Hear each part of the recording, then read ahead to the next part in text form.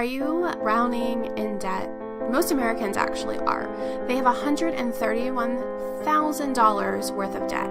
It's a combination of mortgage, student loans, credit cards, personal loans, and medical debt.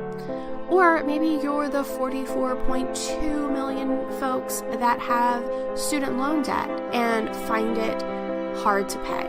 If that's you, you want to keep watching. Hi, I'm Jen Ward of Family and Finance Success. I'm a financial coach, and my passion is to help family and startups conquer their finances. Over in my Facebook group, Finances in Focus, I have been doing a 7-week series on debt management and debt education. The funny thing is that of those 44.2 million folks that have debt, they don't know much about it. That's why most people are still in debt. And the more knowledge you have, the more you can apply that knowledge and stay out of debt. Over the next 7 weeks, I decided to go ahead and bring those sharpening sessions over my Facebook group to YouTube. I hope you enjoy these. If you do, I would love for you to give them a thumbs up and subscribe to my channel so that way you don't miss any of the 7 sessions. So over the next 7 weeks, we're going to talk about all the different types of debt. We are going to break down each type of debt into 1 week. And along with that, we're going to talk about debt management, how to take care of it while you have it, and then methods to pay it off. We're going to also talk about and incorporate with each session why debt is so misleading. They know it's bad to have debt, but they're not 100% sure why, because really it gets them over the hump, right? Or they think it gets them over the hump from paycheck to paycheck, or from, I think I saw someone earlier post tax returns. I use credit cards in between tax return times. And I am like waving my hand right here because we are also guilty of that as well from time to time. So a lot of that comes into not having enough income and then needing to manage money a little bit better from month to month in our budget. So the types of debt we are going to talk about are credit cards, medical debt, student loan debt, mortgage. This is HELOC and PLOC. And if you don't know what that means, that is a home equity line of credit and a personal line of credit. We're going to be talking about personal loans, payday loans, and auto loans. $135,924. That is the total debt per household for the first quarter of 2017. Well, Jen, that's 2017. I bet 2018 is different. No, it's not, guys. All of this can be found at debt.com. They do a bunch of statistics and polls and compile all of this into like really nice things. They also offer debt education there as well. And this is not sponsored. That really sounded sponsored, didn't it? So that number is crazy big. But here's the thing, if you own a home, you're probably well aware that that's right on target. And if you don't own a home, but you have gone through 4 years of school, you and your spouse on student loans, then you probably are somewhere around that too. Total debt, $135,000. A mortgage, if you have a mortgage, the average in America is about $180,000. Credit cards. So if you take all of your credit card totals and combine them, you're going to have about $16,000 worth of credit card debt. Student loans, about $50,000. So that would be for you and your spouse. And auto loans, this one is the one that gets me the most. I'll be completely honest. We're not big into having super fancy vehicles. So $29,000 in auto loans. And I looked this up. The average car payment in America for 2017 was $499 per month. So does anyone pay that much out there? You do, and you can afford it. Okay, fine. And you're not in debt. That's the other thing. Whatever. That's okay. But I just can't bring myself to pay that much for a car, because of the depreciation as soon as you leave the lot. But that's a whole nother ball game. But credit cards are the most easily accessible debt to us. You can go to a store and apply. You can go online and apply. You can go to your bank and apply. It's just so very easy to get a credit card. You can be 18 years old and get a credit card. You can be 99 years old and get a credit card. You can have good credit. You can have bad credit. And actually, they promote people that have bad credit to get credit cards because they see dollar signs when they see a poor credit score. And why is that? Look at the APR. So the national APR, so if you have decent credit, good credit, excellent credit, national APR is 15.59. However, if you have a low credit score, a bad credit history, you are down to 23.4%, which basically means that they see that you're probably not going to be paying your credit card on time because you have poor history. You're going to be able to pay more, you're going to pay more interest per month or per day. And we'll talk about this in just a second. And you are also probably going to get late fees. So they're going to be collecting those as well. The average credit card balance, so if you take one credit card, just pull one credit card out of your wallet if you have them, the average per American credit card balance is $6,375. So if you have 3 or 4 of those in there, then it's really easy to see how those add up. Here's the bigger kicker, is that the average household in America pays $1,292 in interest annually. And if anyone out there does Dave Ramsey, you know that the first baby step is to save $1,000 in emergency savings. So annually, most people are paying that in interest when they could be saving that. Now, if you have the credit, there's really no way to get out of it. You've got to pay it off. But this is just how quickly we say, oh, I can't save $1,000. Well, a lot of the times we're needlessly spending more than $1,000. Hold on, Jen. Let's talk about something. What is APR and what is interest when it comes to credit cards? Oh, I'm so glad you asked. And my accounting background and degree is so glad you asked. I promise I'm not going to scare you tonight, but I do want you to learn how to calculate APR and interest. And when you're talking about this in credit card terms, they're the exact same thing. APR is annual percentage rate.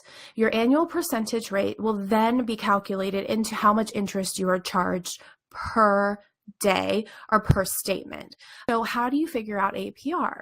Well, wonderful. I'm glad you asked too.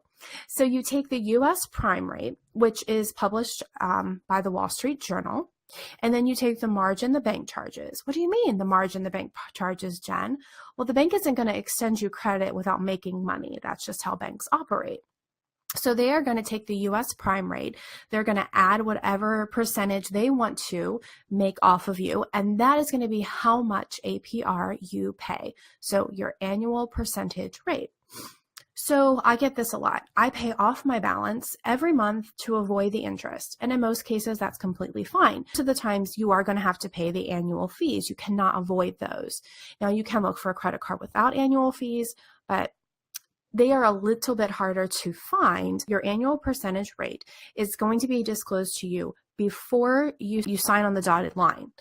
They'll run your credit. They're going to say, well, this is what you qualified for based on all of the different components that make up that credit score and your choice. Do you want this APR or do you not?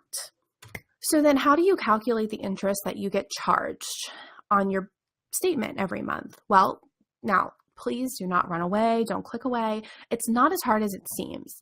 So you take that annual percentage rate. So I, for example, said it's 12.99%. You're going to divide that just depending on how your bank does this. You need to know, is it a daily periodic rate or is it a monthly periodic rate? If it's a daily, you're going to divide that APR by 365 days, 366 if it's a leap year, or you're going to divide it by 12. So we take this 12.99%, that's my rate, I divide it by 365, and I get this crazy long number that you're like, Jen, that's not even a penny. So interest can't be that much. Well, there's a step 2. Step 2 is you take that daily rate, which we calculated right here. You're going to multiply that by the days in your billing cycle. So I said February, there's 28 days, and you get this 0.00938. And you're like, again, not even a penny, Jen. They're not charging me any interest. I'm good. Well, then you have to multiply that beautiful concoction by the balance. And then this is where it starts. The banks are like, okay, I'm making $19.92 off of you this month. Well, from there, if you decide that you can't pay on time, there's a late fee on top of that. But that's just for one credit card. So say you have a couple of credit cards with $2,000 to $3,000. This is where it starts to add up. And that's why it's important that you understand how interest works. A couple of other notes to know about APR. Your APR cannot change within the first 12 months unless you have an introductory rate. That will be disclosed, but then the first 12 months, it cannot change. Most companies should give you a 45-day notice of an APR change. So you will get these in the mail a lot. The APR is going to go up on this date from this percent to this percent. In 2016 and at the housing economic crash, we saw this a lot. There were 3 to 4 APR hikes on credit cards for that's just how it goes, because again, APR is calculated on prime. And when prime goes up, APR will go up. Can be charged multiple APRs on one bill. And then this is where that calculation gets from, okay, I can manage it, to I need to be an accountant or a CPA or a mathematician, one or the other. And so here are the different types of APRs that you can be billed. You can have a purchase APR, which would kind of be this traditional, you get charged over the daily periodic rate, you multiply it by your billing cycle and the balance. Cash advances. So if you go to the bank and you say, I want to withdraw $20,000 in cash from this credit card, you're not going to get charged at this 12.99. They may have set a cash advance at 15.99. You purchased $2,000 at this, you withdrew that cash advance at $20,000 at 15.99, and then you decided that you couldn't pay either of those, so you will get a penalty APR, which will also be disclosed. But that penalty APR is what they're hoping for, to be completely honest. So that way they can charge you the highest APR that they mentioned on all of your totals.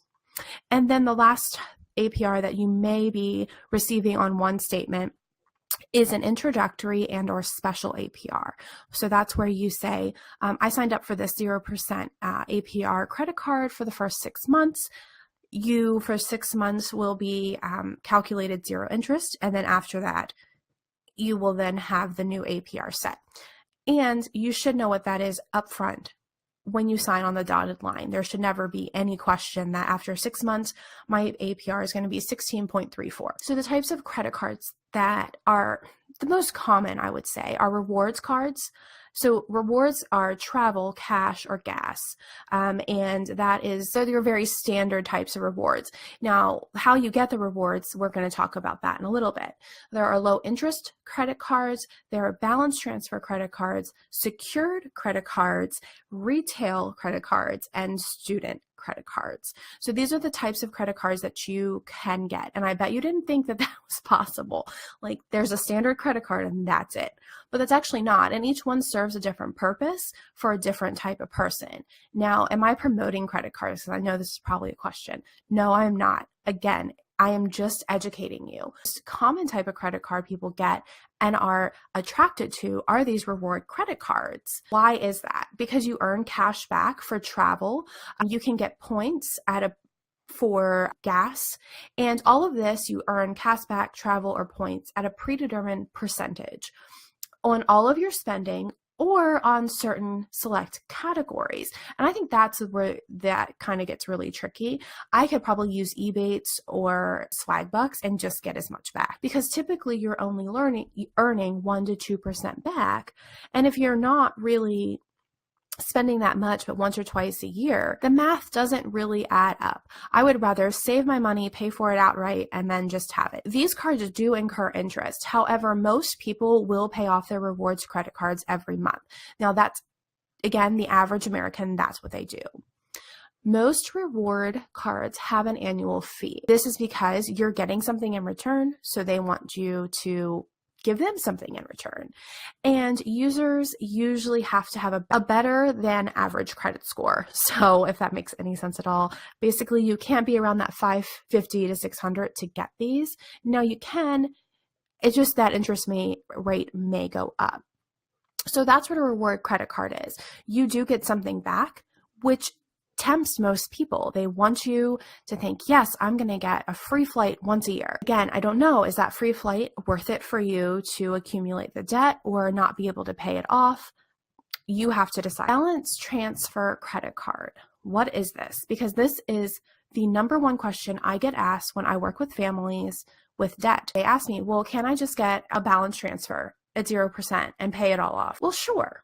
You can, and it may very well work for you. But here are some things to think about. So creditors allow you, and again, this is a big one. Creditors allow you. If a creditor is allowing you something, there's definitely something probably not the great about it, to transfer your current credit card balances to one introductory rate, typically between 0 and 5% for 6 to 21 months. You don't really see the 0% offers last longer than 21 months. It's very, very rare.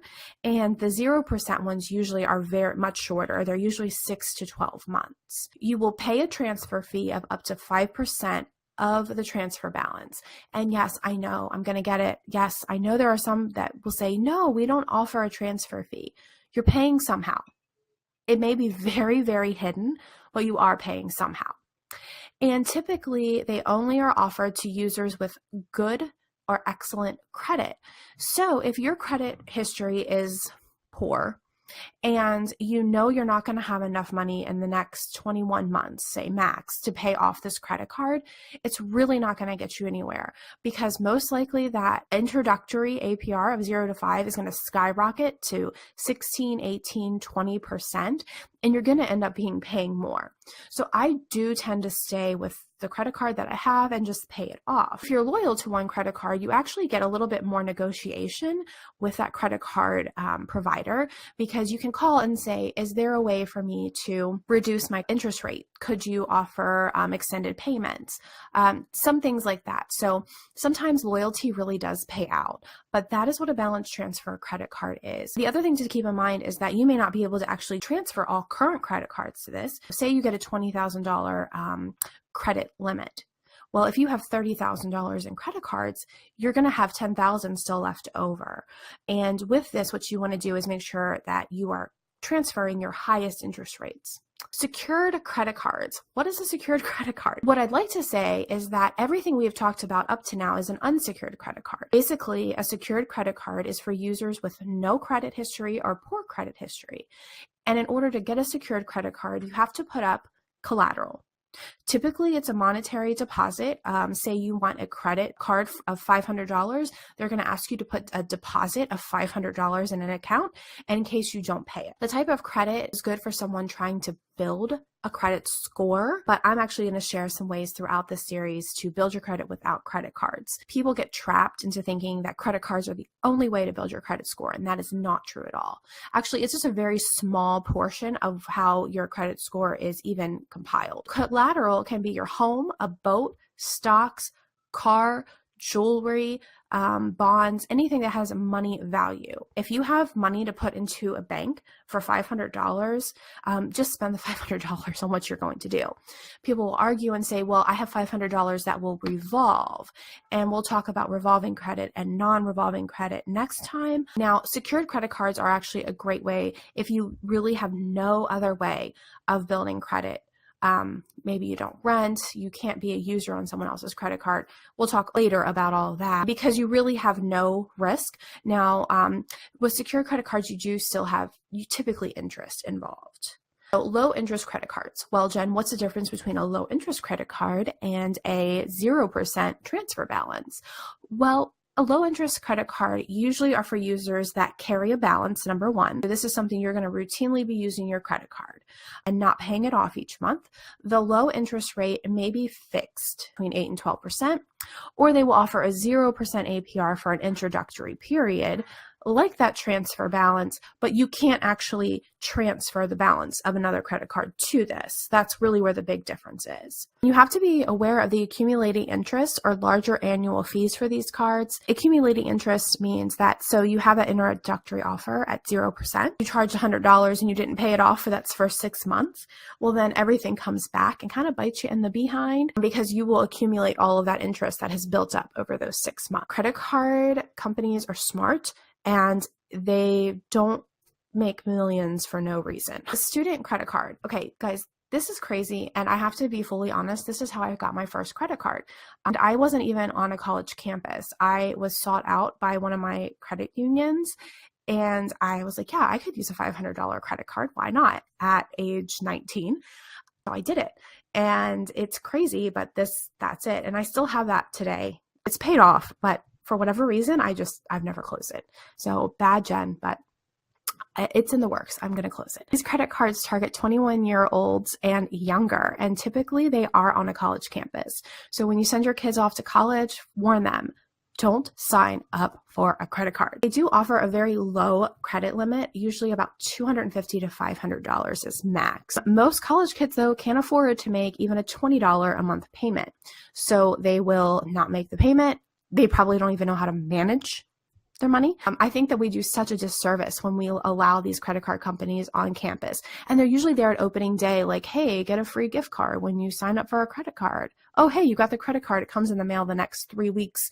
And they're like, great, now I need more pizza. Over the years, the credit limit can and most likely will increase. So I started out with $500, and over the years, my credit limit increased to about $900. So it doesn't seem like a lot, but it's definitely enough to get you in trouble. It's all that matters. This is how most debt burden starts. Like I said, it was true for me. It's probably true for half of you that are watching. They will offer a lower APR to sound appealing because you have kids in finance or kids in accounting. They're like, oh, well, I need to get my 5% APR and then I will take it. And they're like, sure, here you go. It doesn't matter because they're going to get the late fees. Retail credit cards. So that's like going to JCPenney's or Kohl's or Lowe's and getting a credit card. You know, you're like, oh, well, I need it for that 30% discount at the register and I'm going to go pay it off. Well, 9 times out of 10 you will, but that one time you don't, that's where the problem starts. So retail cards are there are 2 types, a closed loop or an open loop. A closed loop means that you only use them at the store you have credit with. So a closed loop would be like, I can't take a Lowe's credit card and use it at Home Depot. An open loop would be a Home Depot card that I could use at any other store that accepted, whether it was Visa or MasterCard or, Discover. That's important to understand. Closed loops are usually what you will get at a retailer, but some can offer open loops. Store credit cards have the highest interest rates, hand down. Even if you have bad credit, you will probably get a credit card at a retailer and it's going to be an astronomical interest rate. They have a set limit, but it can hurt your credit score if you deny a limit increase.